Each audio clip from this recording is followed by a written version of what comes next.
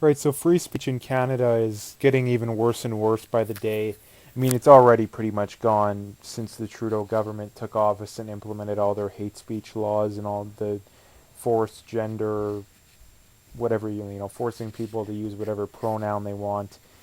And another example of this has came out, and then I think this is another thorn in the liberal side. Not that they didn't have enough already, but it's a pretty another one that should concern. I mean, if you're on the left, you won't care because you'll just dismiss it as being a Nazi or, the ends justify the means. If you're on the left, basically, it doesn't matter what needs to be done to get their way. They'll do it and they'll consider it okay.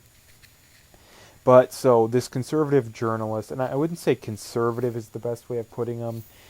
His name is Andrew Lawton. He works for True North News in Canada, and they do pretty good job of reporting. I wouldn't say it's amazing, but it's very good. Especially, I mean, compared to the mainstream media, it's absolutely, it's amazing work.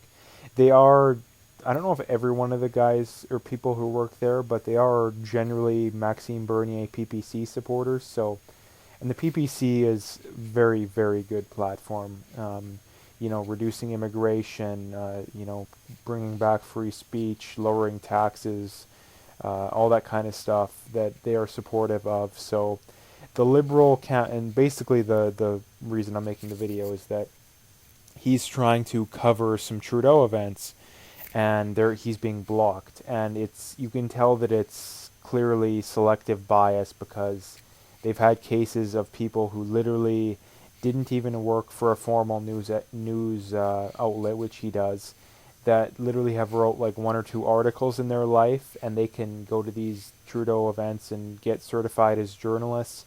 Whereas Andrew Lawton, who's been a journalist for years at a Canadian um, news outlet that I believe they have about just under 20,000 subscribers on YouTube, so they're not huge, but they're bigger than some college student who has wrote an article or two in their life, and that's considered a journalist. But someone who's written a lot more, that's basically their full-time job, isn't considered a journalist. So it's clearly selective, and I think that says a lot. I mean, not that we didn't already know it, but I think it's more evidence on top of what we already believe, that the Trudeau government is scared to have any challenge or any to have their lies and corruption exposed, and that's the only people that they're going to allow at their events. Even though these events are marked public, it's not even as if they're private, paid for events. If that's a different thing. If they're a private event and they don't want to have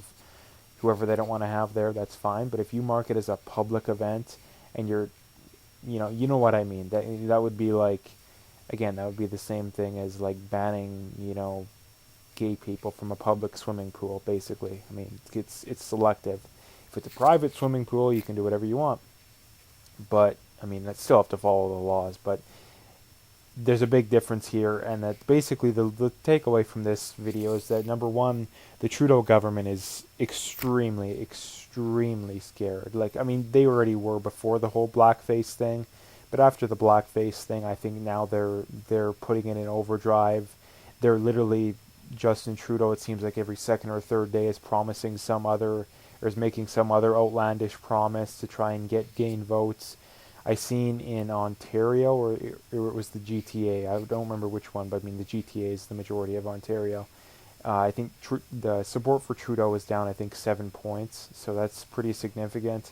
I believe the Conservatives and the Liberals are pretty much neck and neck in Ontario now, and the Liberals need to win Ontario if they want to win the election.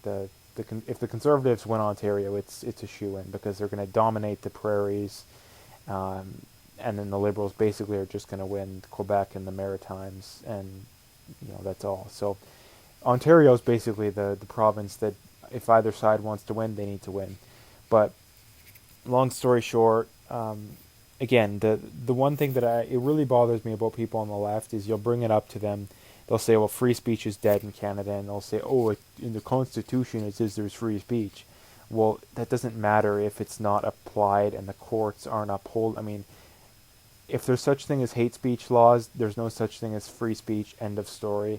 And the other thing too is that for there to be free speech, the courts have to uphold cases or uphold free speech, right? Like that would be like, a Nazi let's say the Nazis pass some anti-racism bill, but yet they still continued doing all the normal things that the Nazis were doing, killing people based off their race, based off their sex, whatever. And someone pointed out how horrible what they were doing, and then you came up and be like, oh, well, in our Constitution it says we have, equal protection under the law among races. Well, it doesn't matter if you're not putting into action. That's what we have in Canada. The people on the left seem to be too stupid to understand is that, and a lot of people on the right, but most of the people on the left, is that we have free speech, but it's not being implemented. It's not being applied. The courts aren't upholding it. I mean, the courts are acting against it in most cases. So, and this is something that the majority of people hold. It's basically just people on the, you take a moderate leftist, which is pretty far to the left compared to what it was as recently as 10 years ago.